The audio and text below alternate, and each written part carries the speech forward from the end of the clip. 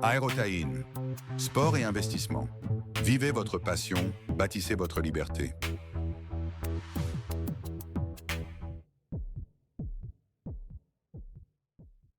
Bonjour à tous et bienvenue dans ce nouvel épisode d'Aérotime Sport et Investissement. J'espère que de votre côté vous commencez à regarder les choses différemment grâce aux premiers épisodes.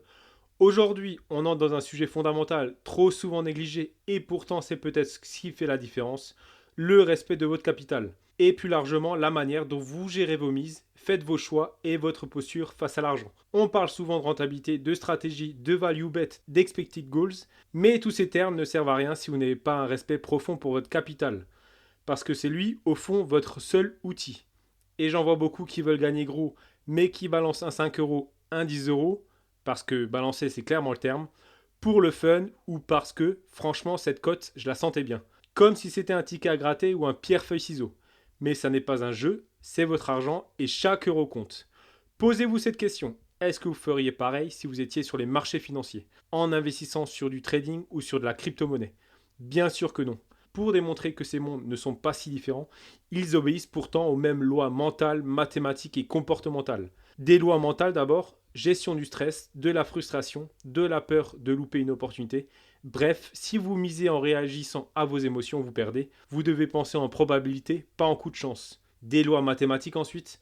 En trading comme en pari, on parle de rendement, de long terme, de capital risque. Le but, c'est de placer votre argent là où la probabilité est supérieure à ce que le marché vous propose. On appelle ça une value. Vous devez savoir quand entrer, quand clôturer, à quel prix et avec quelle taille de mise. Et surtout, pour finir, des lois comportementales, discipline, constance, gestion de bankroll, fixation de règles et définition de limites.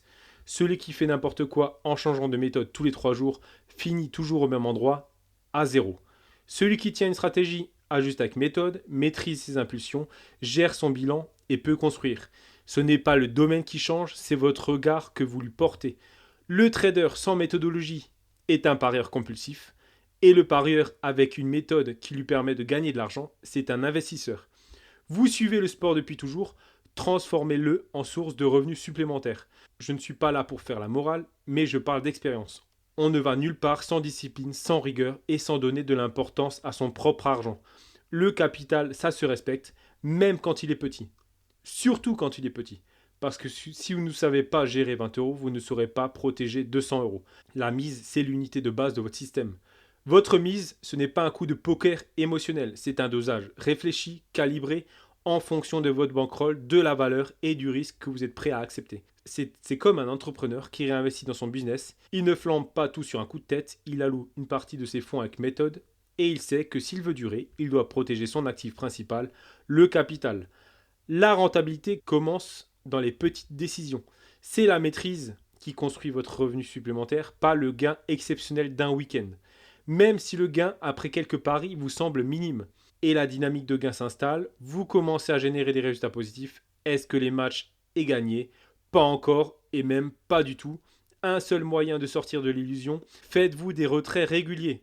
Ce n'est pas une simple question de prudence, c'est une manière de ramener votre argent virtuel dans le réel et de reprendre le pouvoir sur l'argent numérique. Les bookmakers font tout pour que votre argent reste dans leur écosystème. Promo, cagnotte, code boosté, cash out, mais tant que l'argent reste sur la plateforme, il n'existe pas vraiment. Un retrait, même modeste, rend tout ça concret. Et si vous retirez l'intégralité de votre investissement de départ, vous êtes déjà dans le vrai. Quelques idées à avoir pour s'en rendre bien compte. 30 euros de gains retirés, ça ne vous semble pas grand-chose, mais c'est une soirée pizza à deux qui est payée par votre bookmaker préféré. 50 euros, c'est pour beaucoup votre essence de la semaine. 150 euros, ce sont vos courses, etc. Votre argent n'est pas là pour vous faire vibrer, il est là pour travailler et il travaille uniquement si vous lui donnez un cadre. Et à l'inverse, que fait celui qui ne respecte pas son capital? Il mise un tiers, la moitié, parfois même la totalité de sa bankroll sur un seul pari. Ça passe, c'est l'euphorie, ça se prend pour un génie, ça commence à rêver, et quand ça casse, frustration, on remet tout en question, on panique, on tilt. Mais dans les deux cas, ce n'est pas sain. Parce que le problème du all-in, ce n'est pas juste le risque de tout perdre, c'est que vous mettez votre équilibre émotionnel entre les mains d'un match. Et ça, c'est exactement ce qui détruit la clarté d'analyse.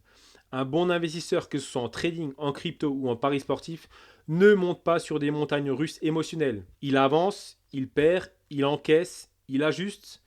Il ne joue pas sa paix mentale sur un corner à la 89e minute. Chaque all-in vous éloigne de votre lucidité, il vous rend dépendant d'un résultat unique au lieu de vous ancrer dans un processus répétable et contrôlable. En clair, plus vos mises sont cohérentes, plus vos émotions sont stables, et plus vos émotions sont stables, plus vos décisions sont rentables. Prenons un exemple simple. Disons que vous avez 100 € de capital pour démarrer, vous misez 30 € d'un coup sur une cote à 3, juste parce que vous le sentez bien. Si ça passe, c'est la grande joie. Si ça casse, vous allez redéposer l'argent ou même abandonner. C'est du pur hasard. Et le hasard fait partie du jeu. C'est aussi le cas du trading lorsque tout s'effondre sur les marchés, mais aussi dans le domaine de la crypto-monnaie qui ne cesse de chuter même depuis la prise au pouvoir de Donald Trump. Et que dire quand l'équipe ultra favorite tombe contre l'un des derniers du classement à domicile? C'est bon? Est-ce que ça parle à tout le monde? D'ailleurs, si vous trouvez un investisseur qui double son capital tous les jours, envoyez-moi sans plus tarder ses coordonnées. Maintenant, imaginez une autre approche. Vous décidez de miser 5 € de vos 100 € au total, donc 5% de votre capital. Vous sélectionnez uniquement des paris avec une value claire, par exemple une probabilité réelle de 60% pour une cote valorisée à 2,10.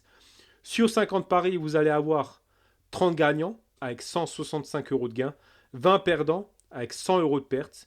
Résultat, plus 65 € de bénéfices avec une gestion stricte, sans stress et sans émotion. Et c'est là toute la différence. Vous n'avez jamais mis votre bankroll en danger. Vous allez désormais respecter chaque mise comme un outil de croissance. Et surtout, vous allez comprendre une chose, ce n'est pas la taille du pari qui compte, c'est la qualité de la décision. En maîtrisant vos mises, vous gardez la tête froide, vous tenez le coup dans les périodes sans réussite et surtout, vous bâtissez quelque chose de durable. Vous ne cherchez plus le coup magique, vous cherchez la série de décisions cohérentes, c'est ça le vrai respect de l'argent. Et plus encore, l'argent ne répond pas à vos envies, il répond à votre comportement. Vous voulez qu'il vous respecte? Commencez par le respecter. Notez vos mises, évitez les impulsions, refusez les paris pris au hasard. Traitez chaque mise comme une micro-décision stratégique. Parce qu'au fond, c'est exactement ce qu'elle est. Vous n'avez pas besoin d'être spécialement inspiré, vous avez besoin d'une méthode. On répète les bonnes décisions à l'échelle de dizaines, puis de centaines de paris. On ne joue pas pour avoir raison, on agit pour avoir un rendement. Et ça commence par un cadre clair, bankroll défini, mise fixe ou proportionnelle et un respect absolu de ces règles. On parle souvent de la psychologie de l'argent, mais au fond, ça n'est pas compliqué. Ce n'est pas une question de chance ou de rêve, c'est une question d'habitude. Et si vous voulez avancer, vous devez changer votre rapport par rapport à la valeur. La vraie richesse, ce n'est pas un feu d'artifice de gain, c'est le choix. Le choix de ne pas jouer, le choix d'attendre, le choix d'agir quand c'est juste. Et ce choix, vous ne l'aurez que si vous traitez votre capital comme un associé, pas comme un jouet. Merci pour votre écoute. Prenez le temps aujourd'hui de regarder vos dernières mises et demandez-vous, est-ce que j'ai respecté mon propre argent? Est-ce que mes décisions étaient alignées avec mes objectifs? Si la réponse est non, c'est peut-être le bon moment pour reprendre les choses en main. Le lien vers House of Bet est toujours en ligne sur la page Instagram si vous voulez suivre vos mises de façon structurée. Et si cet épisode vous a fait réfléchir, venez en parler sur la page Aerotime Podcast. Lors du prochain épisode, on parlera de l'ensemble de l'écosystème dans lequel vous êtes engagé. Les bookmakers mentent, pas les chiffres. Construisons ensemble une communauté lucide, stratégique et engagée. Vous écoutez Aerotime Sport et Investissement, le podcast qui vous aide à monétiser vos connaissances sportives.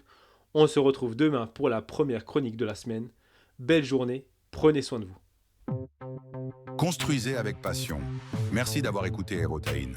Restez informés et revenez structurés.